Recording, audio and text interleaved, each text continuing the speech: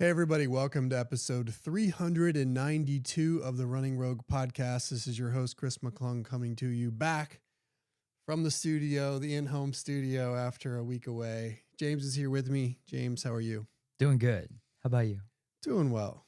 It's a nice day outside here in Austin. We're talking about some bread and butter today as we continue to step into the tactics of executing your training program. We've covered this a little bit already in recent episodes, but we're going to be talking about periodization, how you break down the training cycle into smaller chunks so that you can work on each necessary skill set in turn so that you can peak on race day. Last week, we talked about macro cycle planning, sort of planning the big picture. And now we're talking about planning within a training cycle. What do those periods look like? There's actually 5 of them. One that we often forget to mention, but we're going to talk about today. And so while we start on a little bit of an intro topic I have, you can think about maybe in your head what 5 we might be talking about, because oftentimes you just hear us talk about 4. But anyway, I have a little bit of an intro topic for us that might be a little bit controversial. We'll see. But I just feel like I've had it on my mind. I've got to talk about it. Got to get it out, so to speak. And I want to get your reaction. So recently, I've been really annoyed by one specific aspect of the running influencing wave trend community. Love our running influencers out there because they are bringing people to the sport.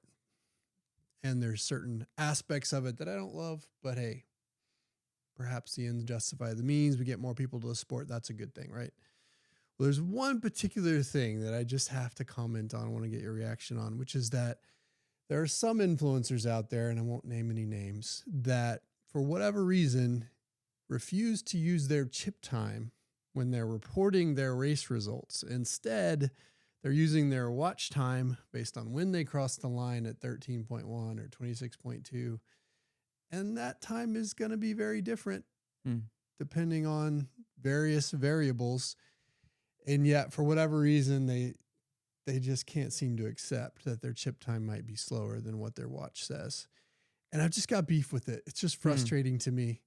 There's a lot of things that we're accepting that they're bringing into our world. People filming themselves all the time, yelling out their mile splits into their phone, every mile marker, get ready with me's, all those things. And yes, while they're not for me, I understand that they're bringing people to sport. So I'm going to say, hey, it's cool. It's innovation. It's new. It's bringing some new energy to the sport. I love it. But this one thing, I'm like, hey, we have a standard by which we measure race times that predates you, that predates really all of us. And it's this idea that you have official results for a reason. And for those of us that are in the main field, sort of the back of the pack, and it's chip time. That is the standard at this point. For those that are at the very front, the elites, it's gun time. You know, it's whatever that gun says, regardless of when they cross the line. And those are the standards. So can we just, when we're talking about it, just use those times instead of what your watch says? Because guess what? Your watch is wrong. And we're measuring based on a standard. And so I just have beef with it. I had to just get this PSA out there. If you're running influencer and you're listening, please, for the love of all things, then just use your chip time. Yeah. I think for all of Rogue Nation or all those that have been connected to your podcast, loves a good Chris rant. Like, I like when you get fired up. I don't share the same beef, and I do have a thought on it that came to mind because just so you guys know, Chris did say he'd put me on the spot. So I have a thought, but I have to go with what my most genuine, honest self would typically say in a moment like this. And I'm like, why does that bother you? What do you think it is? What gets under your skin? Because it's inaccurate. And I feel like they're doing it to try to present themselves in a better way. And that's just silly. Like, hey, be who you are. You know, everybody else is operating under that standard. If you're getting a PR, you're not choosing it based on what your Garmin says. You're choosing it based on what the actual race results say. And that is the appropriate standard by which to judge these things. And yet I feel like they're using this fake number to, quote, look better when all the rest of us are using the appropriate standard. So, and that just annoys me because it's inauthentic. And I think it Yes. also sets a bad standard for everybody else out there who's trying to measure themselves in this sport. Hmm. Yeah, so that's what I was thinking. I was like, if I trickled down really fast, as low as I could go, I was like, it sits at the word dishonesty, and that should bother people, right? And so I would almost turn it into like a recommendation for influencers. I'm like, by doing that, you're bringing in far more skepticism than even necessary. Because the truth is, whoever's already following you really doesn't care about a minute or two or seconds or whatever like little blemish you think you're protecting, whether subconscious or consciously and intentionally.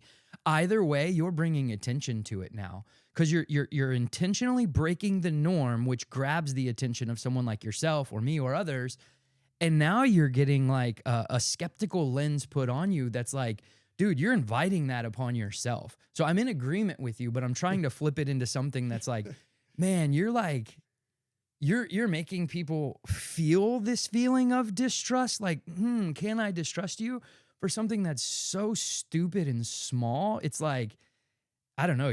I would say to the influencers that do that, you're doing yourself an incredible disservice.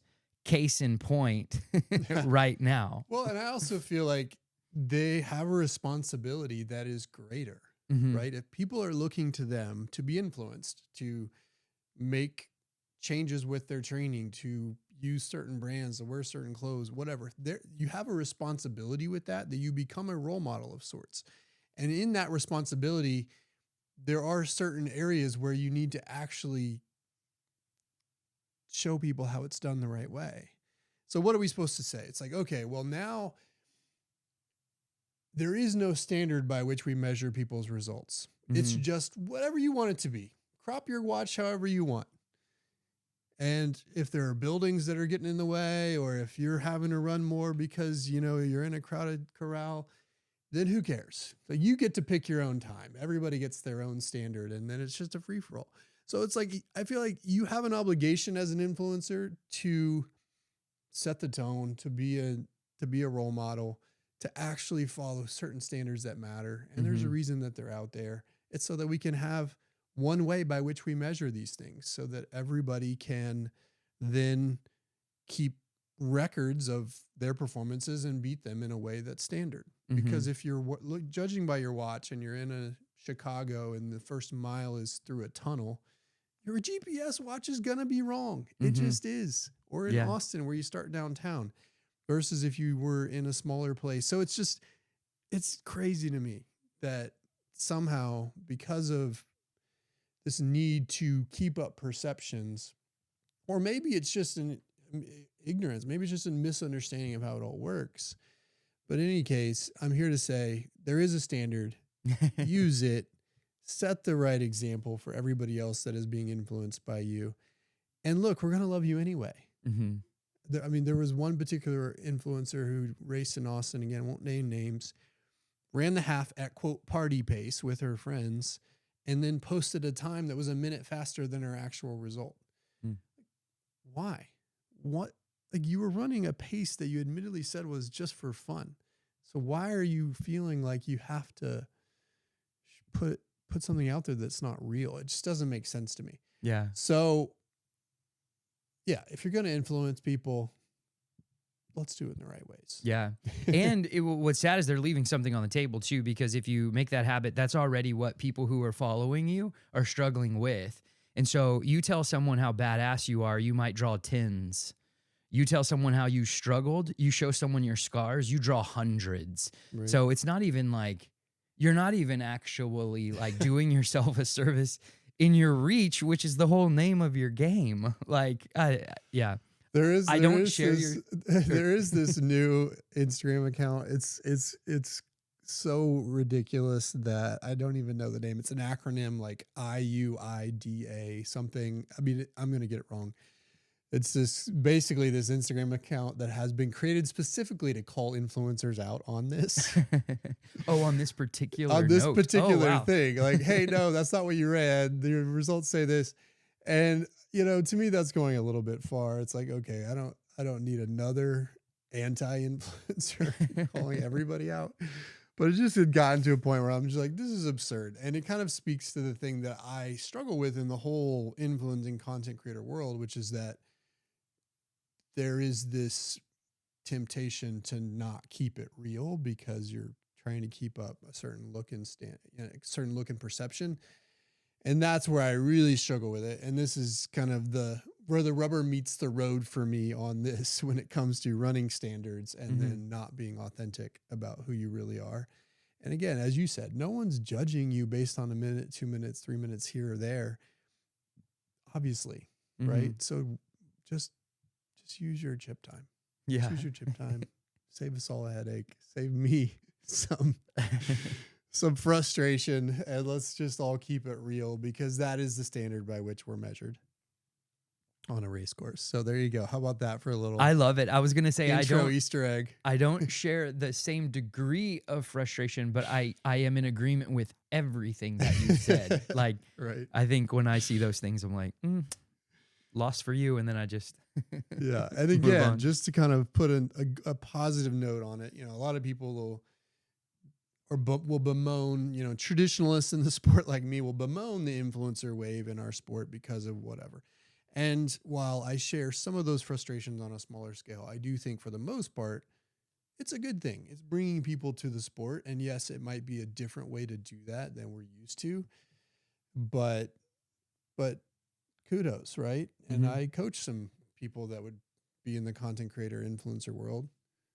Love them all. This is not, I'm not throwing stones at any in particular, any person in particular, or the kind of the job, so to speak, in general, because I do think they've done mostly good for our sport. But there's just this one little thing that's just eating at me.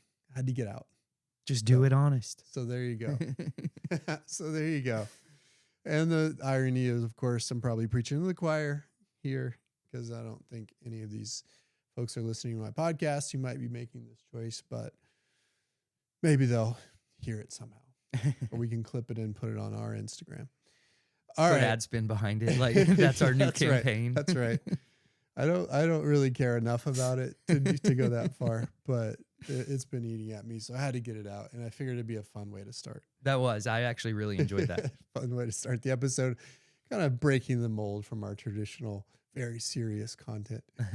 All right, so that's my intro beef, and here we go. We're going to talk about periodization today. This is one of those topics that we talk about a lot, that we allude to a lot. The language that we're going to talk about, we use a lot. So you're going to hear these things come up again and again. We've already talked about some of these things in prior episodes, especially when we're talking about peaking. And, if you go back to listening to me all the way from the beginning, December 2016, then these are terms you're going to have heard a lot. So we're going to talk about the 5 periods of a complete training block or complete training macro cycle, to carry the language forward from last week. But before we get there, just want to set the context a little bit and ask, okay, well, what is periodization? What is a period, and why do we do it that way? I know we'll dig into some of the specifics in the science, but I'll just start really broad and just say, I remember this helped me memorize it, as well as it made it easy dialogue with athletes. And that's like, hey, there's periods to your training. There's different phases or different periods, just like there's seasons to a year. So we know there's 4 seasons in a year. Okay, there's going to be 5 seasons. The 4 messes it up, but I'm just saying there's different seasons in a year. So it's like, yes, it's all one calendar year, and yet there's different phases or seasons in it. Same with training. It's like there's one big macro, and then there's different periods. And then, do you want to get into the specific periods, or do you want me to just... We'll get into the specific periods, but I just want to, I guess, be thorough about the reason why we sequence it in this way. And we covered this on our peaking episode, where we talked about essentially you have to prepare the human body for a peak race in sequence in order to not only get the most out of it, but also to make sure that you don't break yourself along the way. So just like we've used the analogy, layers of a cake or layers of a pyramid, it's that concept where you're in sequence building the foundational elements of what you need so that you can take the next logical step in training. And then that way you're ready to go when it matters on the day that you've chosen as your A race. And so it's about that. And then obviously we'll get into the specifics of each phase, but I just want to make sure that people understand why we do it. It's not arbitrary. It's not because, it makes a nice, moniker about naming things or anything like that. It's truly because we want to make sure we're stepping through the process of preparing the body in the right way. Mm-hmm. And if we skip steps, then you break, or we skip steps and then you're not ready to perform at peak when it matters. Mm-hmm. And this all goes back to, our core coaching inspiration, Arthur Lydiard, who is from New Zealand in the 50s and 60s, who took some athletes from there and basically through process of not elimination, but basically trial and error, started working through what it looks like to build a training cycle. He obviously had influences from various places, including the Finnish athletes at the time, but then he figured out, hey, this is how we prepare the body in order to make sure that we're ready to go when it matters. Mm-hmm. Interestingly, as a side note, he had milers and marathoners in his training system, and their training would look almost identical for the first 15 weeks or so. And then it would diverge at the end in what we call the race specific phase. And that was one thing that was very revolutionary at the time. And I think would still be considered revolutionary in a sense that if you told people that, hey, for a miler and for a marathoner, we're going to prepare you in the same way for the first 12 to 15 weeks of your training, people would be like, what? How does that work? Mm-hmm. When that's actually how it's done if you look at it from a core principle perspective. Mm-hmm. And I think us now knowing that even a mile is still aerobic, that makes so much sense. But I don't think I actually am not sure where the science was at that time. Like if he had that level of science. I don't think he had the science. I think he just realized that through experimentation on his own body and his own athletes that he could get the best out of a miler and get the best out of a marathoner by starting the training in similar ways. And then he proved it out on the Olympic stage. Yeah. With medals on the whole spectrum. But today, it's interesting right now for a lot of our athletes here in Austin, we shift into commonly a speed track or a speed focused block of training in the spring, because most of the good 5Ks and 10Ks in Austin are in the spring, April and May timeframe. And naturally coming off of Houston or Austin, or they've done a longer race in January or February, you can pivot and then gear up for 5Ks and 10Ks. And it's interesting because a lot of people, when they do that, when they make that shift, they think, oh, okay, now I get to run less volume. It's like, well, maybe not. And yes, the long run is different, but all the fundamentals that got you to your best marathon are actually going to get you to your best 5K and 10K as well. And so that's one interesting part about the periods, is that it is basically built for any distance. Mm-hmm. If you're talking about endurance racing, which as you said is a mile and above. Yeah. And so all of these same periods apply, and it just gets specific really in that race specific phase. Mm-hmm. So I think we've preambled enough on the why and what of periodization. Let's dig into the 5, count them 5. Wait, okay, go ahead. I know you just said we preambled quite a bit, but I just feel compelled to say this. Like, I think, and especially for the American audience, it's like, I don't think we're not just grabbing Lydiard because he's this random cool guy out in New Zealand and it's like, ooh, this is different. I don't think people appreciate his impact on Bill Bowerman. Bowerman being the coach of Pre, and Bowerman being the coach of Phil Knight, who founded Nike. So fellow co-founder of Nike, coach of the great Steve Prefontaine. And a lot of people know his name in causing the jogging boom or the running boom in the 60s in the US. And so when we think of like our love of science and everything, we're still in love with science. We're talking about the science today. But as we were talking about the whole idea of this guy out in New Zealand just experimenting, it's like the ripple effect this guy has had, I think, is just terribly underappreciated. And I felt like it was worth saying that on the he's the father of modern distance coaching at the elite level. And yes, we've learned, we've modified, we tweaked. People have different versions of it. But at the core, most of what any professional elite runner is doing goes back to Arthur Lydiard's Mm-hmm. principles. And there's other components to that as well. But he is one of the founding fathers of really all of the best distance training, which has now been fully backed up by science. Mm-hmm. But at the time was more experiential and experimental as much as anything. Okay, so the 5 periods, let's see, you can name them quickly in your head before we get into them. We're going to just quickly talk about each period, why we do it, what we're trying to accomplish, and give a little bit of examples about what you're doing inside each period. And again, some of this is recap, but it is so fundamental and foundational that it never hurts to cover this stuff again. We start with the first period, which is got 3 different names that we sometimes use, and I'm going to give them all just so that you're not confused when we happen to bring out a different one. But this is, as the book calls it, the speed development phase. We also sometimes call this the priming phase, or the base phase is what is commonly referred to in the general run coaching vernacular. So this is the first phase, speed development, priming, base. Originally in the vernacular, you would most commonly hear people talk about the base phase because that's when you're building the base volume, the base aerobic system. But that became a little bit of a misnomer in a sense. And so people have evolved to use these 2 other terms that we're going to reference, the speed development phase or the priming phase, to also note that in this foundational phase where you're building volume, you're also having to stay connected to speed, so that when you do shift gears into more rigorous speed work, you're not suddenly left lacking. And so this is a period where you're getting fit enough to train, as we like to say, working on base volume, but also sprinkling in just enough speed development work or priming work so that when we do get to the more rigorous, longer speed work, you're ready to do it without breaking. So I'll pause there.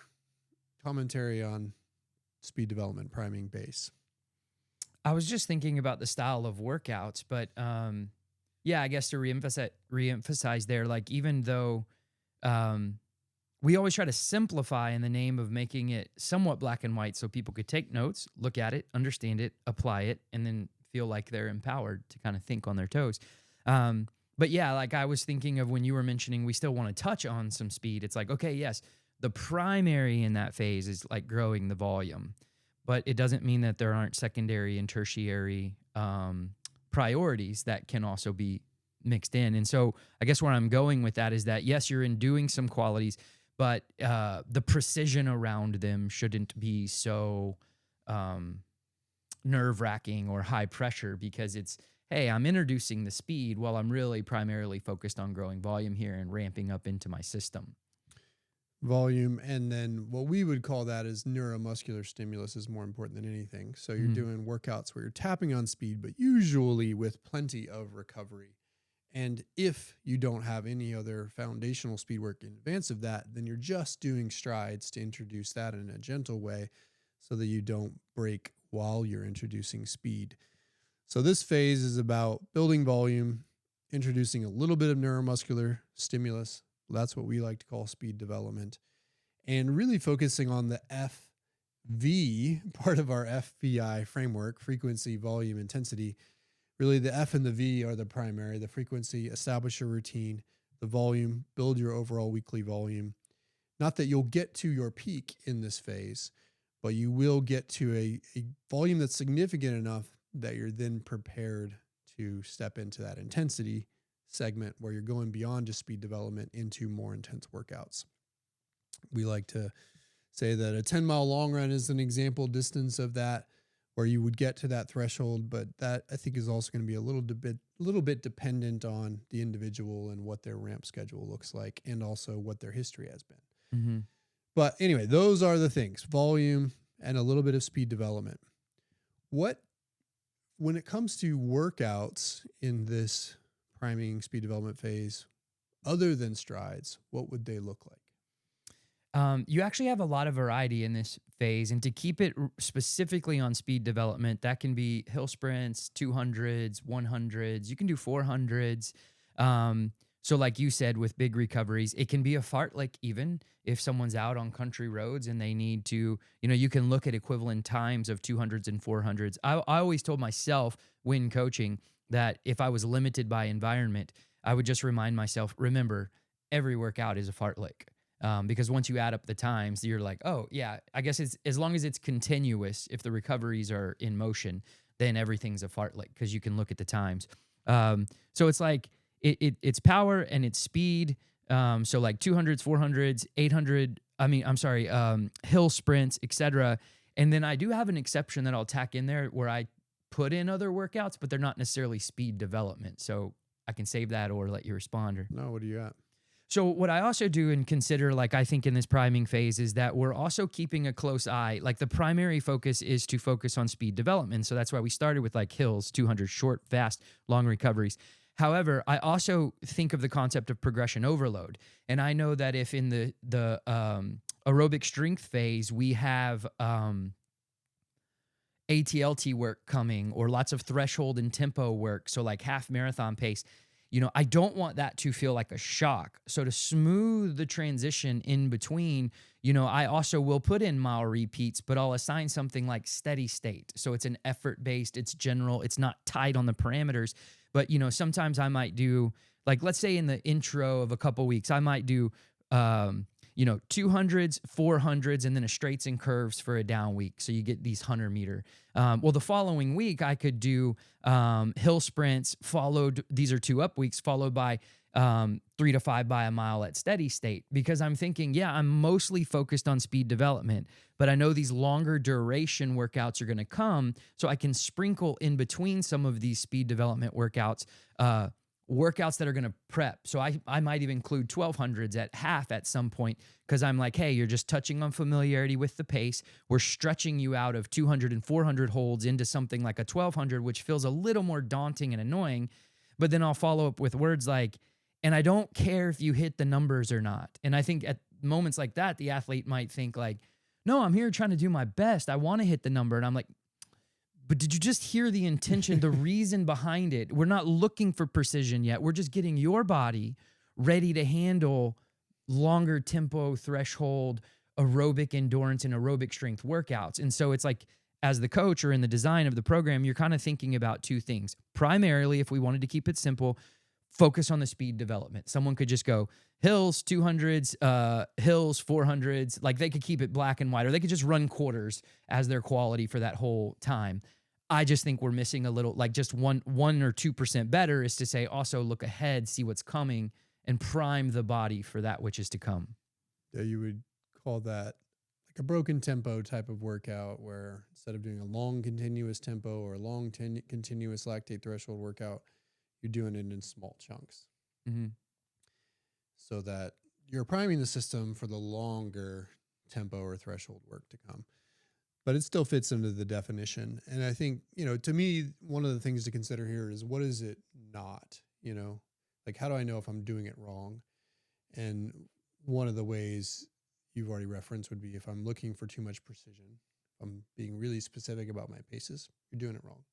It's like, no, you should be doing it in a way that's effort-based, that allows you to work into it, feel like you got a stimulus, but without really any specificity.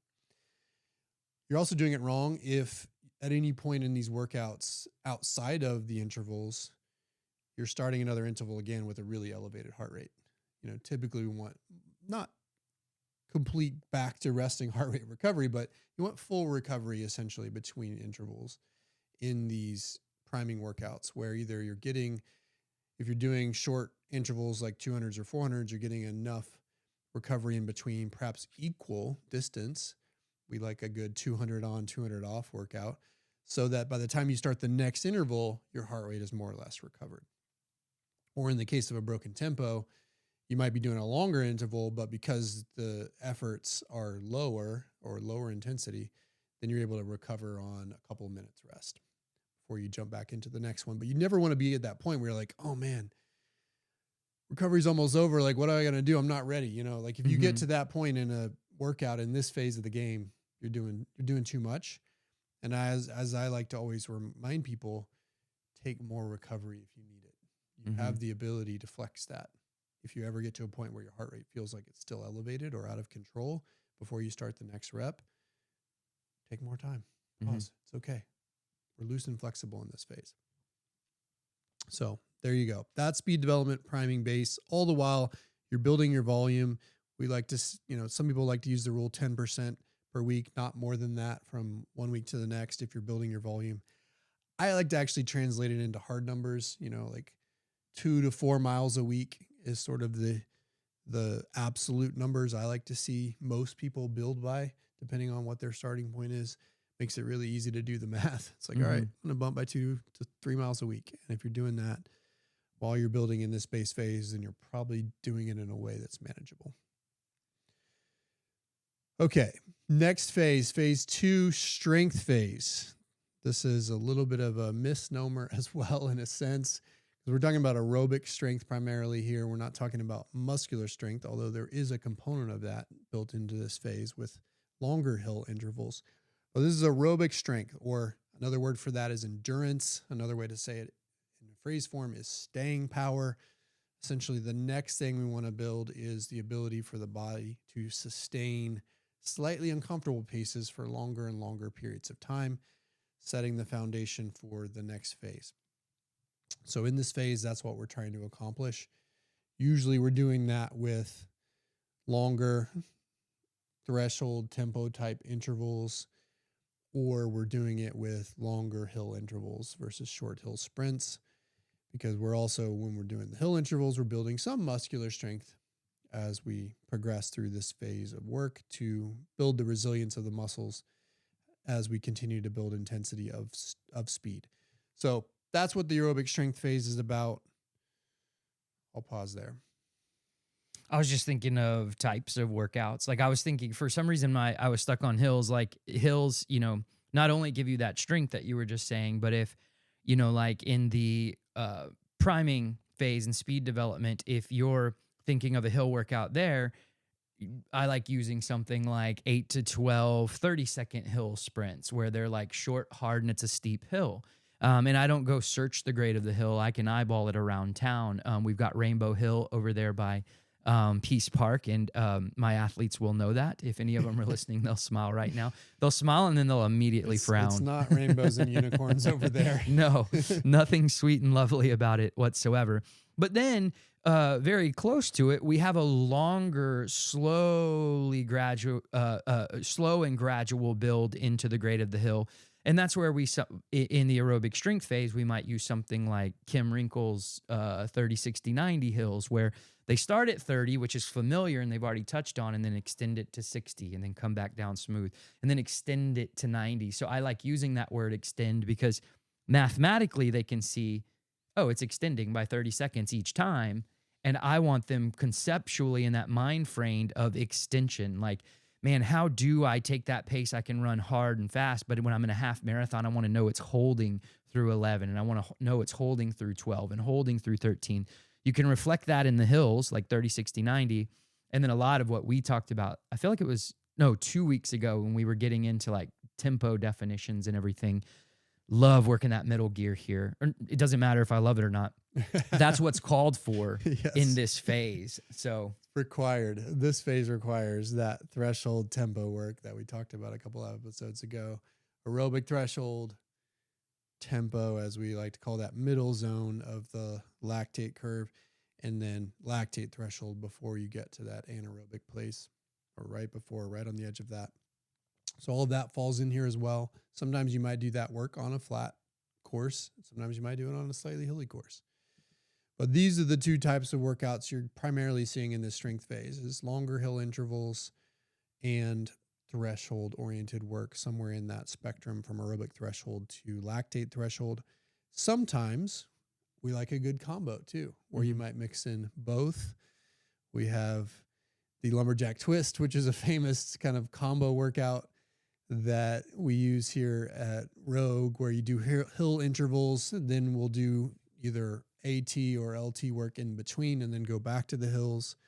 Or there's another one of my favorites, which is what I call hills plus tempo, where you do a couple of hill reps, 2 to 3, and then you do a tempo 800, and then you go back into the hill reps and repeat that for multiple rounds. So that's a way to combine the two where you're Hmm. generating the fatigue from the hills so that you have to work on that staying power a little bit more specifically when it comes to the tempo or the aerobic threshold work. So those are some favorites as well. But it should really be all about that staying power. You're not finding God here. You're not going to the edge. You're not vomiting on these workouts.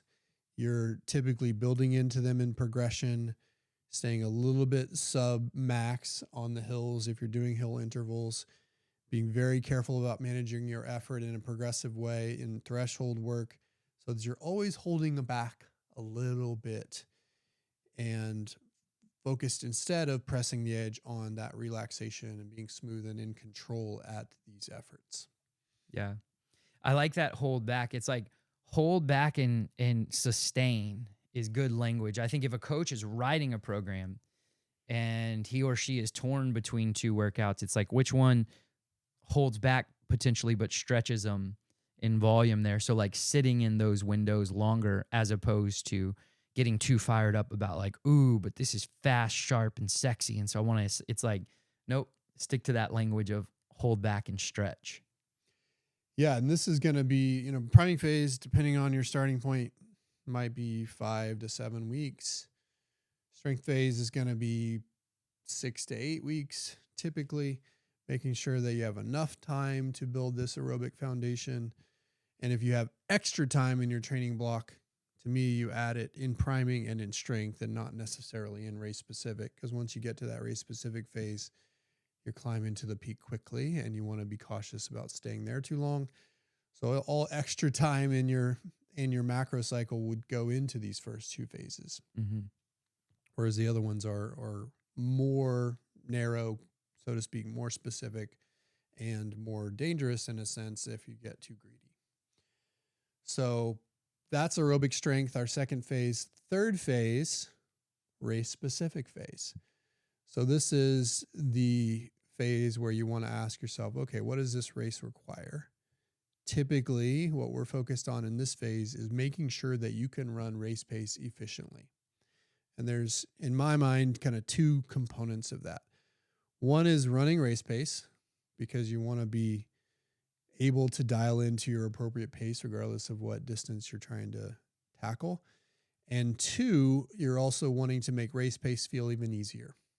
So you're wanting to find efficiency at race pace, which means you have to run faster than race pace in order to make race pace feel efficient. So typically for marathoners, we're working on marathon pace during this cycle, and we're working on 10K pace as a pace that's faster that allows marathon pace to feel easier.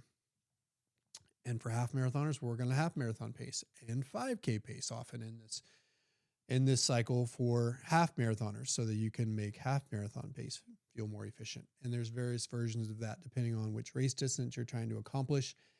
And just like before with kind of combo strength workouts, there's also combos where you're doing both. Mm-hmm. And some of our favorite workouts are in and out workouts where you're working in and out of race pace at exchanging those with faster paces to make race pace feel like you're recovering and therefore building confidence as well as aptitude at those paces. So that's what race specific phase is all about. Pretty straightforward, but this is the first time in these about 6 weeks or so, might be 6 or 7 weeks, where you're really, really focused on race pace. Not before that, but now, yes, you have permission. Now you finally get to go. Now you get to go. So give us some examples of workouts in this phase of work. This is, I think, the most fun phase because, nothing's necessarily off the table. Like you said, we still want to keep that speed alive. So we're touching faster paces so we can still hit them hard with speed, but it's either rotating. Like I might like to do something where it's like a 5-mile progression run for, let's say, up week 1. Because there's 2 up weeks and then a down week. So for up week 1, you can do something like a 5-mile progression run, starting slightly slower than marathon pace, hitting marathon pace right in the middle, and finishing slightly faster. So not only is it basically circling around that bullseye on the target of MGP, but we're also allowing them to run through it, which gives them that satisfaction of finishing faster, kind of abiding by the SHRUP rule of progressing through workouts, but it's also like a microcosm of race day itself. And then the next week we could hit 800s at 10K just to say like, hey, are you still sharp? And is MGP going to feel really easy? So there's a lot of variety on what we could do on the speed portion the next week. But, that's a nice little combo to tee up that I think is simple and easy to replicate, something to that effect. But then I also love, like in the marathon programs, you can use the Michigan in a lot of spots the way we set it up here at Rogue. But I love using it here because it's what you mentioned. It's like you're going to get on the track and do like 8 to 1200 at like your 10K pace and then go hit 1 to 2 miles of race pace on the road. And so we're teaching the athlete, bam, you see your speed, it's there, you got it. But this is what we're really working. Can you recover at this race pace? And then you send them back to the track and they hit 800 again at 10K, like to end with like a 400 at 5K, but it just repeats that. It's like track work, then out on the road for long duration, track work, out on the road, track work one last time really fast, and then back out on the road. I think that's almost, there is no ideal, but that's one of the workouts that can get closest to me that's ideal for a race specific phase. So it's one of those combo workouts we referenced where you're going faster pace in and out with race pace so that race pace feels more comfortable. And it's amazing what can happen when you've built the cake the right way and you get to that point and you look at some of those workouts on paper and you think, man, that looks really hard. How am I going to go 10K pace to marathon pace with very little recovery? And then you do it and you're like, oh man, I'm actually feeling like I'm getting energy back in marathon pace and recovering so that I can hit the track again. And that's when you build real confidence. Mm-hmm. Some of those workouts, they look hard on paper, but if you sequence the work the right way, they're actually much easier than they look. And then you come away with it like, man, I'm ready, right? So love a good in and out workout. This is also a phase, and it might start at the end of the strength phase, but also in this phase, we're going to be working on long run workouts. So you're going to be building pace work into your long runs in order to replicate that feeling of running race pace on fatigued legs. Oftentimes for at least 2 out of the 3 long run workouts, we like to also work in other paces as well. So you might actually go a little bit faster and then get into marathon pace and kind of in and out so that we're building that aptitude of running race pace, finding speed also on tired legs. Because yes, you're going to be running marathon pace or half marathon pace for a long time, but hopefully if you execute well, you're closing faster. Mm-hmm. So you want to be able to not just hit race pace, but also hit faster than race pace on tired legs. And we'll do that in our long run workouts. One of the things that I want to address here, just as a side note, because I think it's important, is some people might ask the question, well, why are we only focusing on marathon pace for 6 weeks? When, a lot of people, I think, intuitively think, well, I should be running marathon pace from the beginning, right? Some people will do it in the extreme way by running their long runs at marathon pace as they build. They just add a mile or two, and they're just going from 8 miles at marathon pace to 20 miles at marathon pace. We don't do that. We polarize more than that. And I just want to remind people the why. Why is this such a narrow focus inside the bigger picture? I'm thinking of a lot of reasons. One, it's like specificity of training. You asked that question of what is the event demand? What have we been preparing for? So it's like we used those priming workouts and all that aerobic strength to lead you in here to ultimately make that pace feel sticky, feel like home. There's also a synchronicity to muscle contraction. So it's good to like, quote, find that rhythm and make it sticky and feel as though that's the one pace I seem to dial into no matter what. So it's very race specific. It's what we've been building towards this whole time. And then the speed workouts, we're trying to sandwich them around them such that it makes that pace feel even easier and more sustainable. But it's interesting, the way you asked it made me think you have something more specific to say. People want to know, well, why am I not running more marathon pace, right? And the reason is because marathon pace is a physiological no man's land in a sense. And so when you run marathon pace, the only reason really to run it is to dial into that race specific effort. But you want to be a little bit faster than that, typically in that threshold range, if you're building some of the more formative physiological responses. And you want to be slower than that if you're building the foundational physiological responses.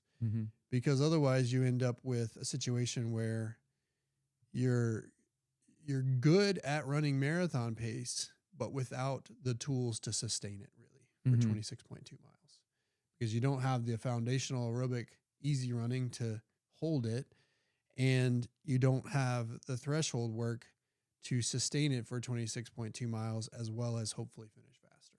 Mm-hmm. So just to quickly get to that question. And then when you look at the other distances about, well, why are we only focused for 6 or 7 weeks on a race specific phase of work? Well, if we think about it from a half marathon perspective, the strength phase and the race specific phase are going to look most similar in a half marathon, because typically half marathon pace for most people falls within that threshold range between aerobic threshold and lactate threshold. And so you'd say, well, okay, so then we're going to be spending 12 weeks working on half marathon pace, right? No, we're going to be spending 6-7 weeks working on threshold efforts, which is not specific to pace, which is specific to effort. And then we're going to spend 6-7 weeks working on half marathon pace. Those are different things, even if they might be similar or close together. And then if you're thinking about a 10K or 5K, it's like, well, I can't do long 5K intervals for very long before I'm either injured or too sharp to race. So for those shorter distances, I can only really sustain that focused race pace work for a short interval. So anyway, just wanted to answer that lingering question in people's head. Well, why such a short time? If that might be the perception out there. And that's why. The other thing I would remind people of is that, hey, you got to actually do this in sequence. Like, we have to build those other foundational pieces first before we get too specific with race pace. Because the other thing about this race specific phase is that's when you want to be precise. That's when you want to not go over the edge, but get closer to it. Make decisions about pace and be very intentional about hitting it. Go just to the edge in a workout. Do the extra rep if you're not sure. This is the only phase of work where that applies.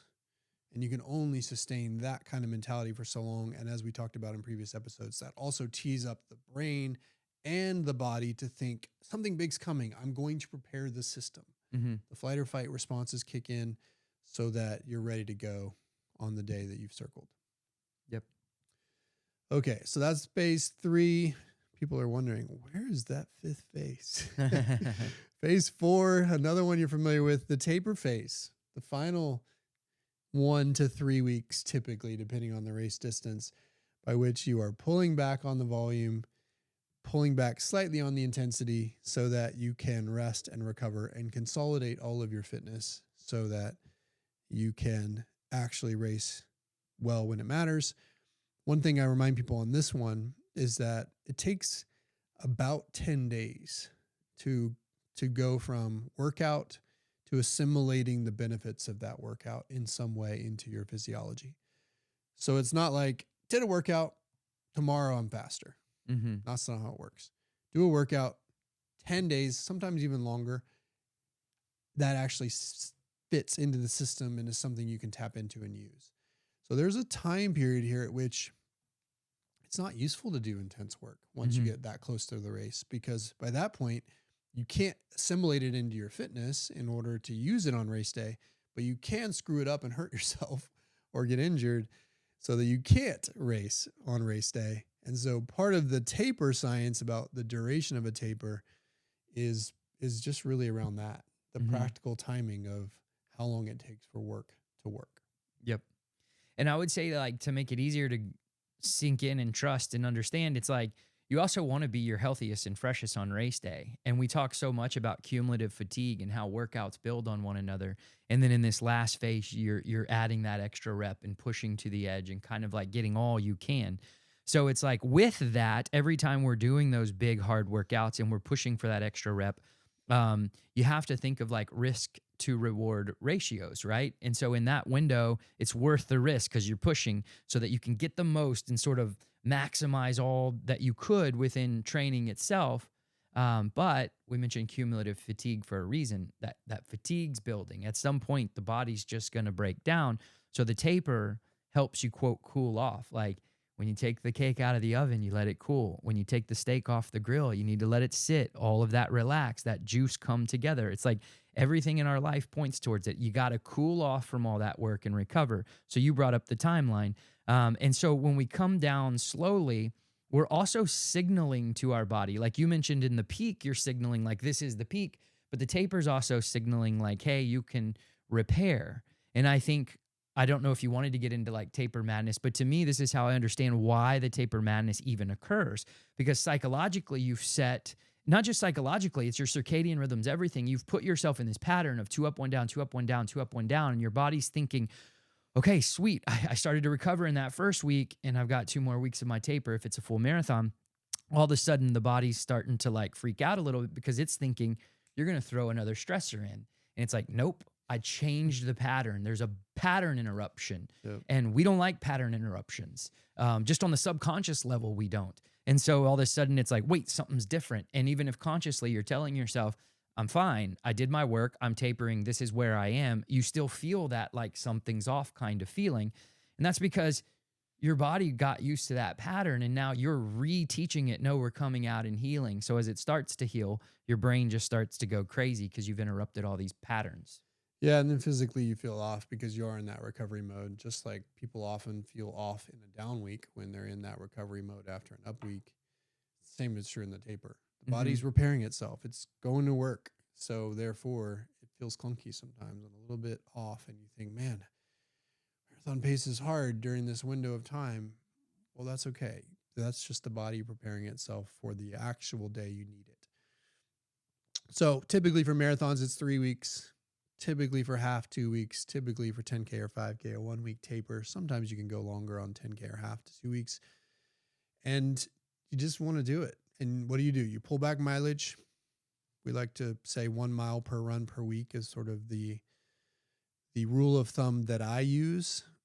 Keep all of your normal running days because we want to keep that routine so we don't throw things off too much, but pull back 1 mile per run per week, regardless of how you're tapering. Or if you're just doing a 1 week taper, it could look like your down week mileage so that then you're ready to go. You keep your workouts, and oftentimes in this phase of training, workouts are going to include short, very manageable race pace specific intervals. So our marathoners might do 2 to 3 times 2 miles at marathon pace a couple of weeks out during the taper. And our 5K people might do 400s at 5K pace. So you're going to be doing some of that during the taper. You're also going to be doing some sub-max, shorter, faster intervals to stay connected to that speed without stressing the system too much. Usually, again, with plenty of recovery, just like you had in the priming phase. So you might, one workout we like for marathoners is 6 to 8 times 10 times 800 at 10K pace with typically 2 minutes rest, so that you're running at that time what's a very manageable pace for 800, something you could easily do and control. So we're touching on that speed without overdoing it or putting you in the well. So that's your taper phase. It's critical. It's important. Another comment I'll make here is that it does become individual at this point. Some people respond to shorter tapers. Some people respond better to longer tapers. And people are going to ask, well, how do I know if I'm one or the other? And usually what we say is start with the standards. Start with the 3 weeks for the marathon, 2 weeks for the half, 1 to 2 weeks for 5K or 10K. See how that goes. Race some, get experience. And then when you're on your 4th or 5th attempt and you're wanting to see if there's a different way for you that might work, then play with a shorter taper and see how it goes and see what you think and take notes about it, and then decide after. All right, now that I have that one experience compared to my other ones, what do I think? Do I want to repeat that, or do I want to go back to the other? But that's not something that should be played with when you're early in your journey. That's something you play with once you get more experience. Are we missing anything on taper? No, because I kind of snuck in taper madness unintentionally, but they were connected in that thought process. It's a appropriate thing to mention here. We will have an entire episode on the taper. We have a whole chapter on it in the book. There you go. So we'll come back to that in much more depth, really into all these phases in much more depth as we go through the book. And the 5th phase, the one that we don't often mention and that people are probably wondering, what's the 5th phase? We got to the taper. We're racing, right? And so I think it's appropriate that we emphasize it in the book. There is a fifth phase, which is the recovery phase. You have to, after your race day, after you peak, you have to exhale. You have to come off of that peak and let the body heal, detrain, and then start to rebuild. And this is something that a lot of people don't love. Some people love it. Some people are like, oh, I'm going to take 2 weeks off. No big deal. Some people are like, oh, I want to get right back on it. I just had a big result. I want to go keep that linear progression of fitness going. But you can't. And you have to recover. As we like to say, you have to detrain to retrain to a higher place. And this is really about that. And in many ways, it mimics in duration the taper. Mm-hmm. So marathoners, 3-week taper, 3-week recovery phase. Half marathoners, 2-week taper, 2-week recovery phase. 5K, 10K, 1-week taper, 1-week recovery phase. So it kind of puts this perfect mirror image on the race itself, where you're tapering down to the race and then you're recovering and building back on the other side. What do we do in the recovery phase? We take it easy. We do move. Mm-hmm. We do run. We like to get some runs in, initially maybe walks, but then some runs in, but in a way that's unstructured, in a way that focuses on time perhaps and duration, in a way that's super, super easy and mellow, because movement equals blood flow equals healing, or motion is lotion, as our coach Marilyn likes to say. Mm-hmm. So that you're doing it, and then so it's without pressure. Maybe you have a written plan, but it's very much in pencil, and you're kind of following the whims of what your body wants in this phase. You're allowing not just the physical recovery, but also the mental recovery from that intensity. Mm-hmm. You know, you're anything you were restrictive on or tight on, you're not worried about in this phase. You're loose. You're following your instincts. You're trusting what your body's asking for and giving it. And you're not worried at all about anything other than just feeling good and strong on the other side of this phase of work. But it is so, so critical. And I like the fact that we emphasize it in the book, because you can't then go to the next peak without properly recovering from the last. Mm-hmm. And I've just seen it anecdotally so much. When you rush out of this phase, it's going to show up, honestly, like 6 to 8 weeks later, oftentimes. For a small group of people, they feel something in their body right away, and then they back off and they kind of learn quickly and then take the proper recovery. But for many, it's like the slow creep. And so it's like 6 to 8 weeks later, it's like, shoot. And the athlete often doesn't connect those dots. They're like, this is 8 weeks after my marathon. I'm fine. I must have done something. They'll try to look for the culprit, and they'll try to find, like, what was it this week that I did that caused this? Like, why does my lower back or my sciatica, or like, it just, they start trying to figure out, like, in isolation what caused it, like as though it was an acute injury. But I'm like, I've actually seen it way too much when people blow past this phase. Like, your big muscles feel really good usually. Well, like this will vary depending on experience level, but usually within like a week's time frame, most people, you'll get like adrenaline rushes and everything because you've been training all season, and then you hit that race so hard, and then so like the energy's there, and your big muscles, you're like quads are good, glutes are fine. I should go crush something, but it's all the tiny little ligaments and joints. Like, it's like the tiniest things that are still inflamed and beat up. And you don't see that. You don't have direct awareness. We don't have proprioception to like what the ligament in my right ankles do. Like, I don't ever feel that until when I do, I know it's bad. Yep. You know?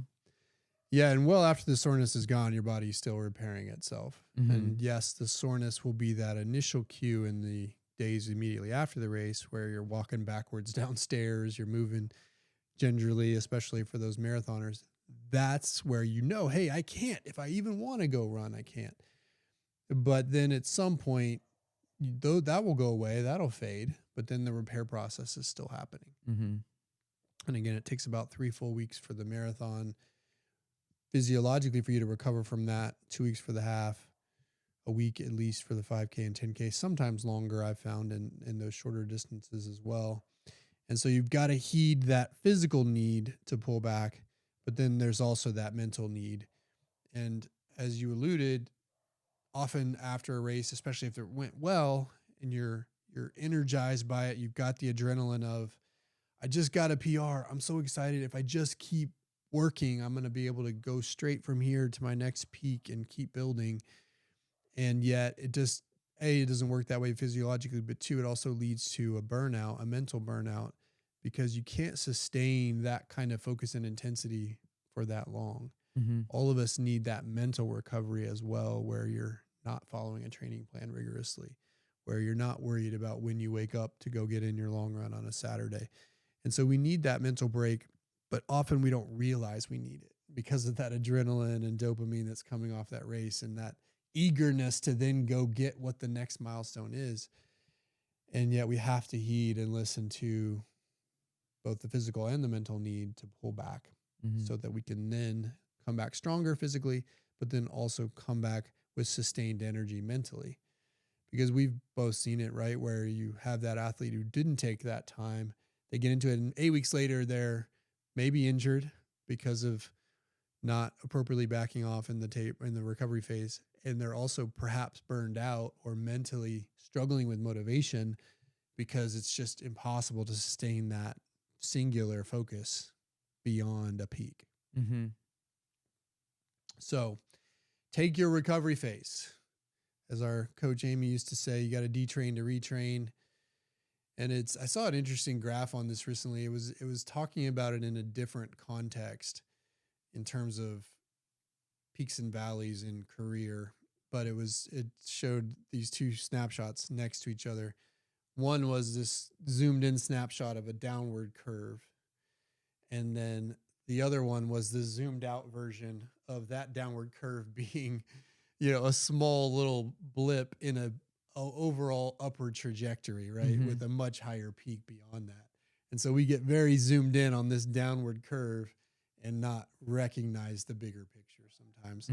And the bigger picture is all about heeding the needs of the recovery phase before you start again. And then we got to go back to the beginning. And so one of the things we also emphasize here is that this sequence, these 5 phases, you can't skip steps. Once you're done with the peak and you go through recovery, you got to start again at speed development. You don't get to skip to strength or skip to race specific.